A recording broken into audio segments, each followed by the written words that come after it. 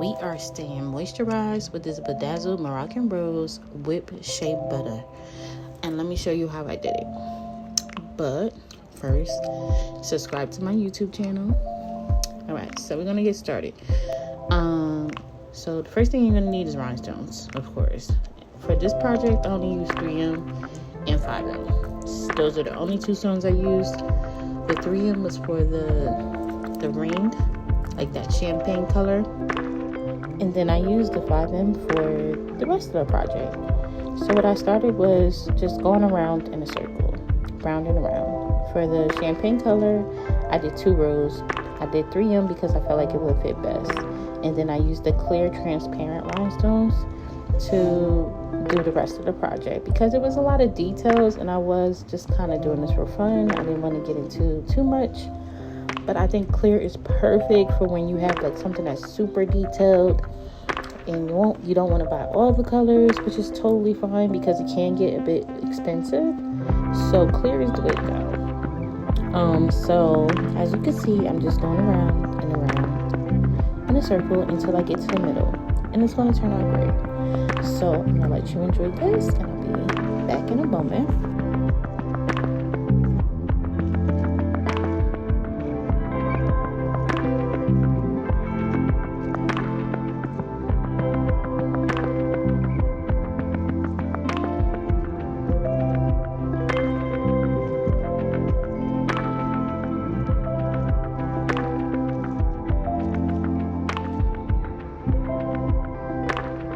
Also, you're going to need rhinestone glue. The one that I used, I really like, is Royal Glitzz.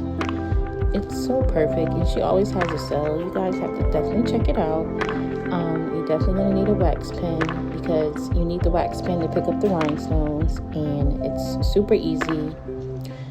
You could purchase those on Amazon. I do have a link in my YouTube description that you could definitely check out.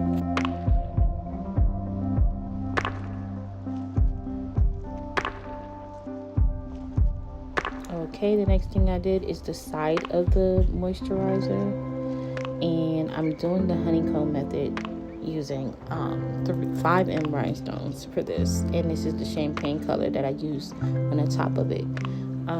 The honeycomb method is my favorite. I just love the pattern of it all. It looks like a honeycomb, so yeah, why not? And I'm going to use this method for the rest of the video as well. It's a straight line. You just put the rhinestone in between both rhinestones and you just have a little fun with it. You can do all the way around, like 1 row at a time. I like to do all 3 just to see how it looks. But I think the honeycomb method was the best for this project because it's the shape of it. It's just parallel, just straight, perfect lines.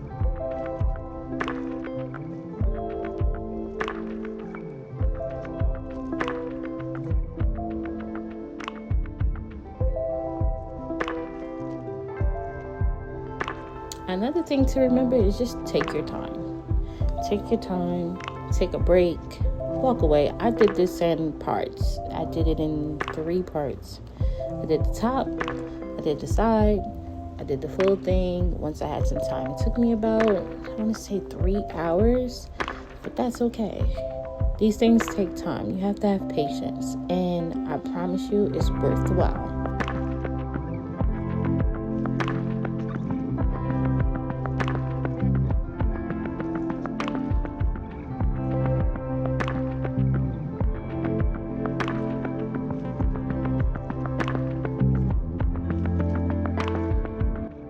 Next, I'm using the pink for 5M, and I'm doing the honeycomb method. I wanted to give like the illusion that the product was actually full, if it was, because I use most of this on a daily basis.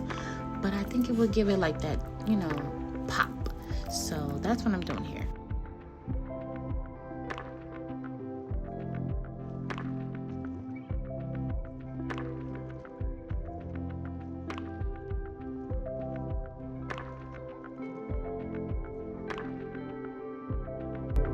Next, I'm going in with the clear rhinestones again. I recommend this for any small project. I've done it on a tumbler before with a lot of details. I feel like instead of buying a million different sizes and rhinestones for the different colors and something, use the clear. Just use it. It's perfect. It's a lifesaver. It's a game changer. And a lot of people don't know about the clear resin rhinestones. I need to bring more awareness to this. But for the most part, I think it's a lifesaver. Even I blink a lot of things, and I was like, you know what? I want to make this project fun. It's a project for me. Let's make it easy. I want to, keep it going. Let's do it. And I'm impressed by how it came out. It really did show the colors, the little details. I feel like you could recognize the brand. Perfect.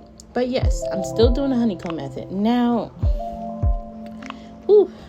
the little clear rhinestones, they're kind of like the black ones because you really can't see. I mean, when I first started using them, I would skip over rhinestones in the method, and I'm just like, how did I even do that? But it's really tricky, especially when you're using clear glue, which is good too because it helps you with your canvas. But oh my goodness, just be careful with that, okay?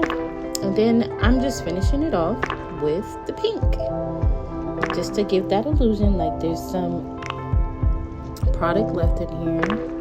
But yeah, have fun with it.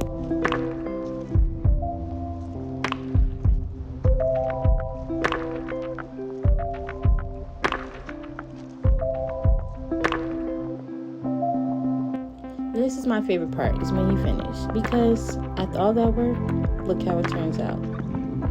Amazing. But if you like my channel, thank you for watching. Please subscribe.